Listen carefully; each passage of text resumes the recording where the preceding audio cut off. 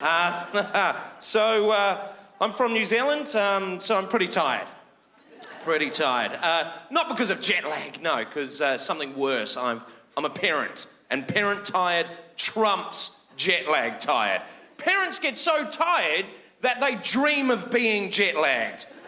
Jet lag is for pussies, all right? And I'm so tired, I fall asleep on public transport now.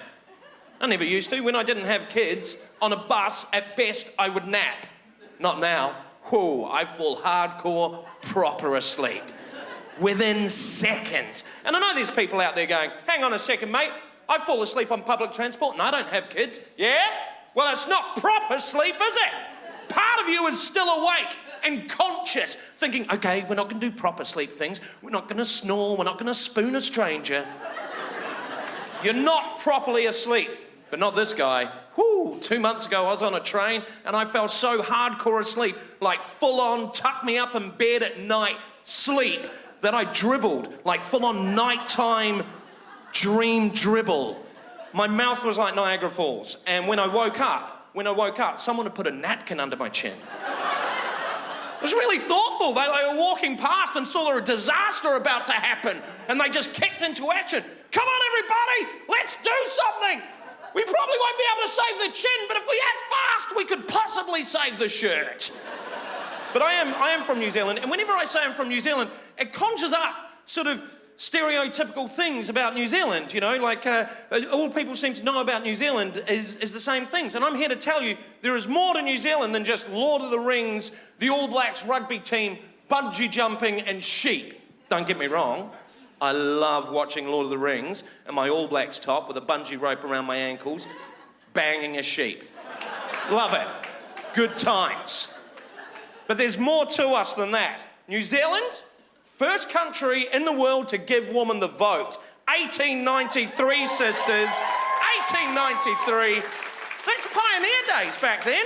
That's pioneer days. Everyone was mucking in just to get the place ready on time. You know, women were doing the same shit as the men. Building houses, farming, standing up to have a piss. Sure, that got messy, but no one was going to take away their right to do it. New Zealand, first country in the world to have a transgender member of parliament in the late 1990s. Clap, I'll pass it on. I'm going to pass that on to New Zealand. I'll pass it on.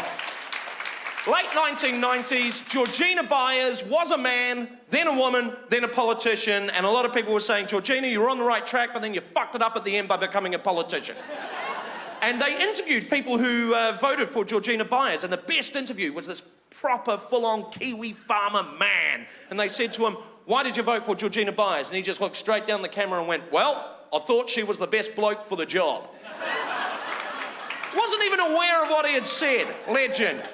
And then, in 2013, New Zealand became the 13th country in the world to legalise gay marriage. 13, unlucky for some, not the gay New Zealanders. And I was like, when I heard that, I was like, come on, New Zealand, paving the way. And then I come to Canada and find out you did it like a decade ago.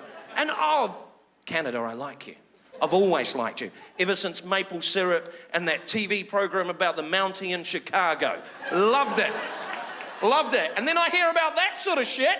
Yes, Canada, if you're a Facebook page, like.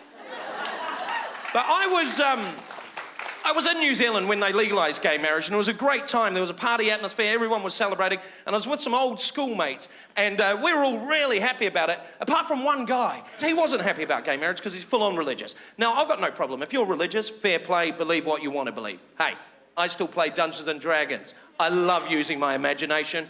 I know where you're coming from. All I'm saying is if you're religious, fair play to you, believe what you want to believe, just don't be a dick about it. And this guy was a dick about it. Straight away he goes, gay marriage is going to ruin the foundations and the sanctity of marriage. I was like, what the hell are you on about? Ruining the foundations of marriage. I'm pretty confident the foundations of marriage were ruined way back when the first dude got married, then put his dick in another woman. I'm pretty confident the sanctity of marriage was ruined way back when parents started forcing their children into loveless, prearranged marriages for religious, financial, and political reasons. I'm pretty confident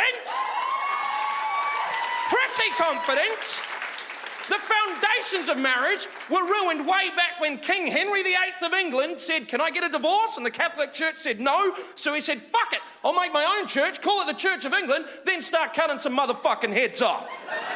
I'm pretty confident the foundations and the sanctity of marriage were ruined a long time before gay people looked at it and thought, can we get involved in that? Make it slightly more fabulous. It's a bullshit argument. But he didn't back down. He just hits with this. He goes, well, you're a parent, yeah?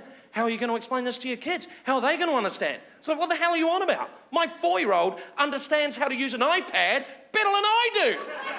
I'm pretty confident she's going to understand two people getting married because they love each other and they just happen to be of the same sex. I'm pretty confident the conversation will go like this. Hey, sweetheart, you know Daddy's friends Greg and Tyrone? They're getting married because they love each other. Wow, will there be a party? Oh, you bet there'll be a party. Yes, there will. Can I dress up as a princess? You sure can, and I'm pretty confident you won't be the only one.